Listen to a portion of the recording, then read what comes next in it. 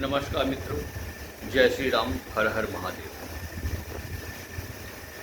मित्रों, आज की वीडियो में मैं आप लोगों को प्रत्येक रिश्ते और उन रिश्तों से जुड़े हुए ग्रहों के बारे में जानकारी दूंगा और रिश्तों को किस तरीके से मैनेज किया जाता है और किस रिश्तों में आप क्या अगर करते हैं, उनसे रिश्तों में जिस प्रकार का आप संबंध बनाते हैं या उनके प्रति कोई दुर्भावना रखकर उनका साथ गलत कृत्य करने की कोशिश करते हैं, उनके साथ अन्याय करने की कोशिश करते हैं, तो उन सब का क्या परिणाम होता है, ये सारी जानकारी मैं आपको देता हूँ।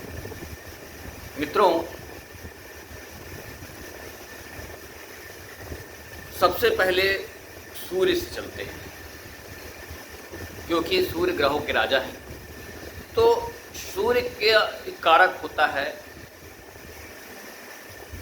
पिता। यदि आप सूर्य को मजबूत रखना चाहते हैं तो पिता से एक अच्छा संबंध स्थापित करना प्रत्येक पुत्र का कर्तव्य है, चाहे वो पुत्री ही क्यों ना हो, उसका भी वही कर्तव्य है। पिता से यदि आप अनबन रखते हैं, पिता से यदि आप गलत तरीके से पेश आते हैं, तो उसका दुष्परिणाम आपके आत्मविश्वास पर, आपकी कार्यशक्ति पर, आपके स्वास्थ्य पर बुरा प्रभाव देखने को मिलता है।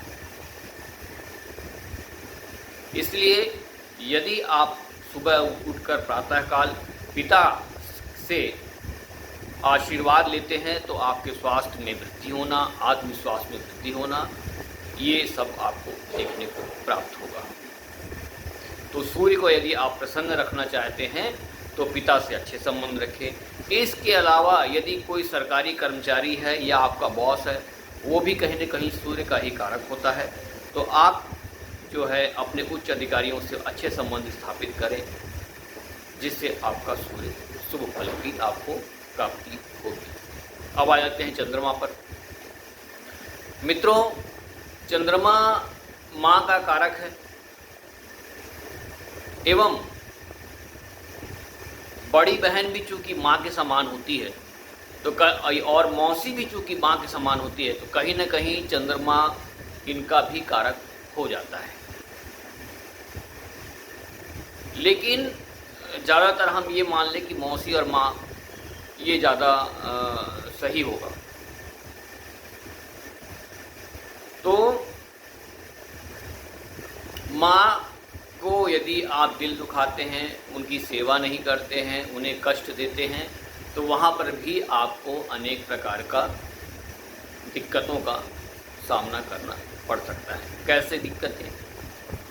आपको धनहानि की संभावना, मन हमेशा संशय में रहेगा, मन प्रसन्न नहीं रहेगा, हमेशा आप चिंता से घिरे रहेंगे और आपकी आयु का भी कोई ठिकाना नहीं होगा। और यदि आप माँ से संबंध स्थापित करते हैं तो आपको अच्छे धन दौलत की प्राप्ति होगी, आपको अच्छी प्रॉपर्टी की प्राप्ति होगी और मन भी आपका प्रसन्न रहेगा एवं धन की कोई कमी नहीं और मानसिक सुख शांति की कोई कमी नहीं होगी। ये हो गए चंद्रमा के रिश्ते में। और अब आ जाते हैं मंगल में। मित्रों, किसी भी व्यक्ति के बड़े भाई, चाहे वो नाते रिश्तेदारी में हो या स्वयं सगे बड़े भाई हो या कोई आपसे अधिक आयु का व्यक्ति जो आपका मित्र हो, जो आपसे आयु में बड़ा हो, तो अगर आप उससे संबंध खराब करते हैं, अपने मित्र से संबंध खराब करते हैं, अपने बड़े भाई या बहन से संबंध खराब करते हैं, तो आपका मंगल खराब होना तय है। अब मंगल खराब होगा तो आपको ब्लड से संबंधित रोग, दूसरा आपके पराक्रम की वृद्धि नहीं होगी, आपके पराक्रम का घटता जाएगा, आपका यश घटेगा और लोग आपसे कहीं न कहीं आप हर समय एक क्रोध और एक झगड़े की भाव में रहेंगे और अत्यधिक तनाव में होने के कारण कहीं न कहीं इस वजह से आप और भी ज़्यादा अपने जीवन में खिन्न और उदास और परेशान रहेंगे। तो मंगल को यदि अच्छा रखना है मित्रों, तो अपने इष्ट मित्रों से, अपने मित्रों से एवं अपने बड़े भाई बहनों से आप अगर यदि अच्छा संबंध स्थापित करते हैं तो आपका यश सम्मान सदैव बना रहेगा और आपका जीवन में मंगल से संबंधित कष्ट आपको आने की संभावना कम हो जाएगी। अब बुध पे आ जाते हैं मित्रों। यदि आप बुध से, बुध ग्रह एक ऐसा ग्रह है जो लाल किताब के अनुसार 70% कुंडली का कारक होता है। यानी यदि आप अपने छोटे भाई बहनों से, अपनी साली से, अपने हर स्त्रियों से, जो भी समाज में जितनी स्त्रियां होती हैं या छोटी छोटी बच्चियां, इनसे यदि आप ऐसा संबंध रखते हैं लड़ाई झगड़े का या किसी प्रकार कोई गलत, तो ये जो है आपको बुद्ध को खराब करता है, यानी आपकी बुद्धि को खराब करता है।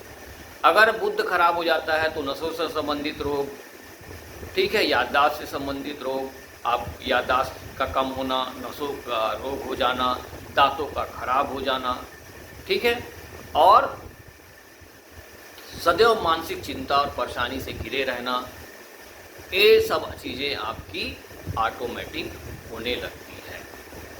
मित्रों, बुध ग्रह को अगर आपको मजबूत रखना है तो अपने छोटे भाई बहन, छोटी बेटी, है ना, बहन और समाज में जितनी स्त्रियां हैं, है ना, इन सब से अगर आप अच्छा संबंध रखते हैं तो आप, और साली, ये जो भी हैं, इनसे अगर आप संबंध रखते हैं तो आपका कोई दिक्कत नहीं होगा। अब आ जाते हैं बृहस्पति।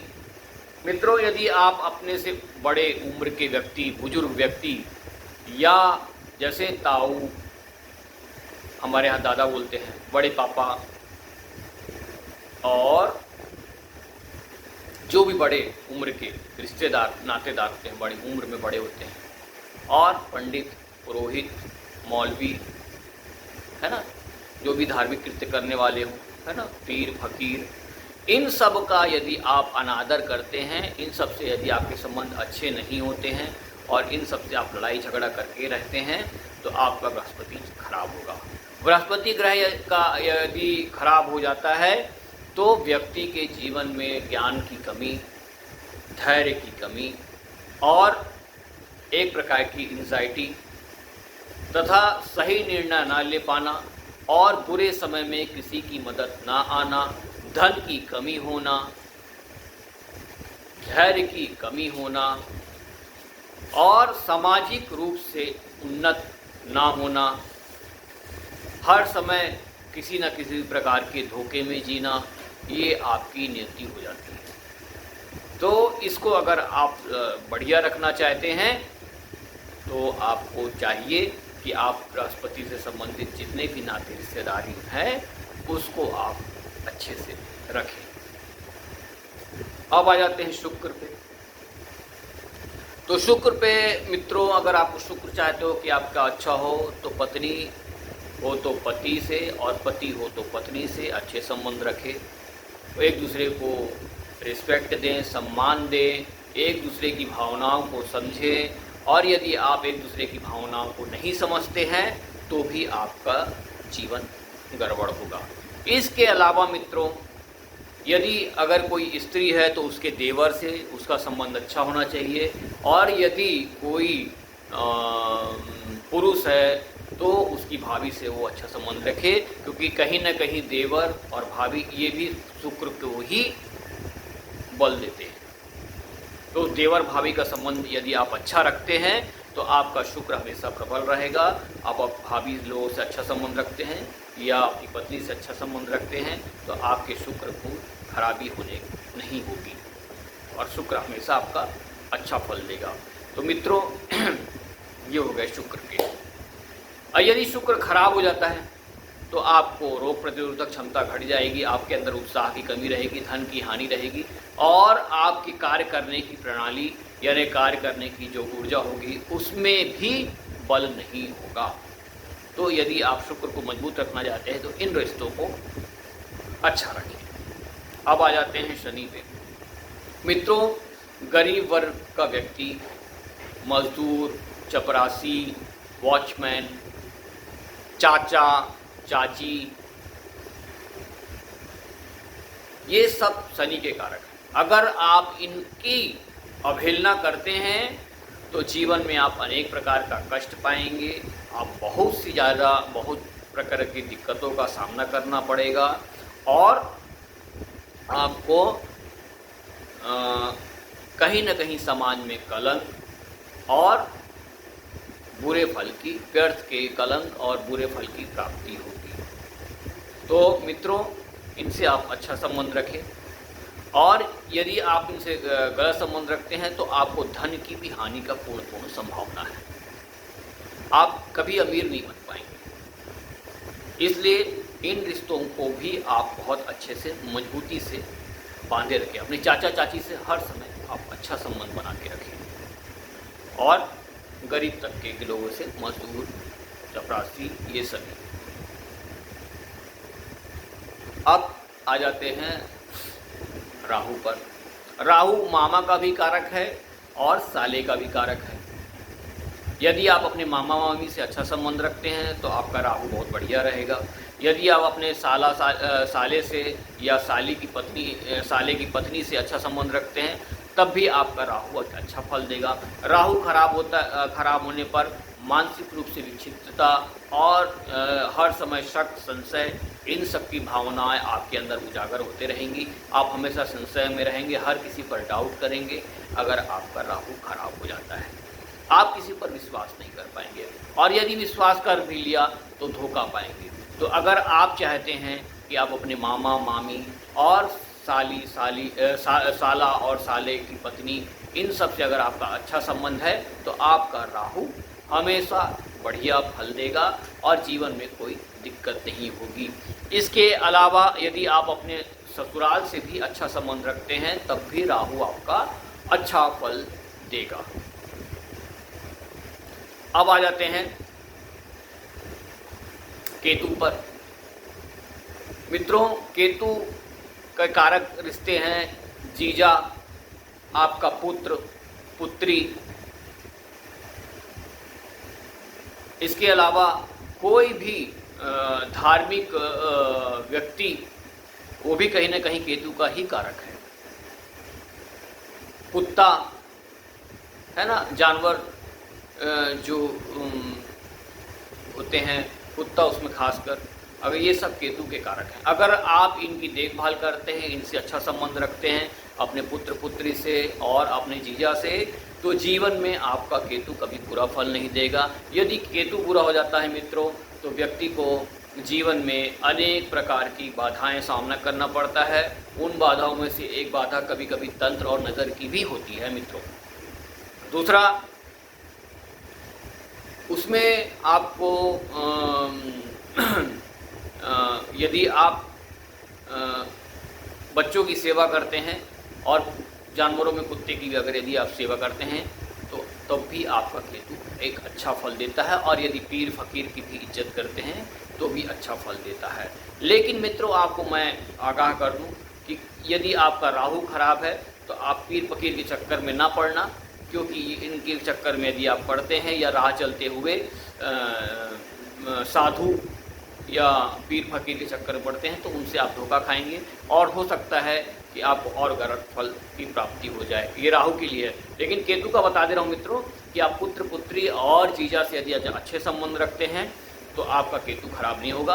और यदि केतु खराब हो जाता है मित्रों तो इसके दुष्परिणाम में आपको मानसिक कष्ट, अनेक प्रकार की तंत्र मंत्र की बाधाएं और जीवन में अनेक प्रकार के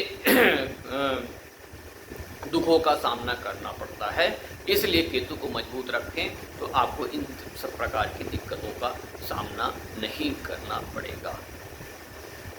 तो मित्रों, ये आज रिश्तों के ऊपर मैंने कौन सा ग्रह किसके लिए होता है उन सब के बारे में आपको जानकारी दे दी है। अब आपको मैं एक चीज़ और बता दे रहा हूँ, क्योंकि ताली एक हाथ से नहीं बजती। तो मित्रों, आप चाहते हैं कि आपके रिश्ते मजबूत रहें, यदि मजबूत नहीं हो पा रहे हैं किसी कारण से, आप रिश्ता मना रहे हो और सामने वाला मनाने के लिए रिश्ता तैयार नहीं है और रिश्तों को संजोने के लिए तैयार नहीं है, तो आप न्यूट्रल हो जाइए। ना आप उनकी बुराई करें, ना उनसे किसी प्रकार का कोई मतलब रखें, तब आपका ग्रह भी न्यूट्रल हो जाएगा। ना वो आपको बुरा फल देगा ना अच्छा फल देगा। बस आप उससे रिलेटेड कोई भी काम, कोई अच्छा काम करते रहेंगे तो आपको अच्छा फल की प्राप्ति हो जाएगी। लेकिन जिससे अब रिश्ता बन ही नहीं पा रहा है, उसके लिए यही उपाय है कि आप उनसे न्यूट्रल हो जाएं। कोई संबंध नॉर्मल कर दीजिए, आप ना बुरा करिए ना अच्छा करिए, नॉर्मल हो जाइए, जिससे आपके ग्रह भी नॉर्मल हो जाएंगे। आज का मित्रों यही महा उपाय है कि अगर आप रिश्ते सुधारते हैं तो सुधार लें, यदि रिश्ते नहीं सुधार सकते हैं तो रिश्तों के प्रति नॉर्मल हो जाएं, ताकि आपकी ग्रह दशा भी नॉर्मल हो जाए। आज की वीडियो में इतना ही। जय हिंद, जय भारत, हर हर महादेव, नमस्कार।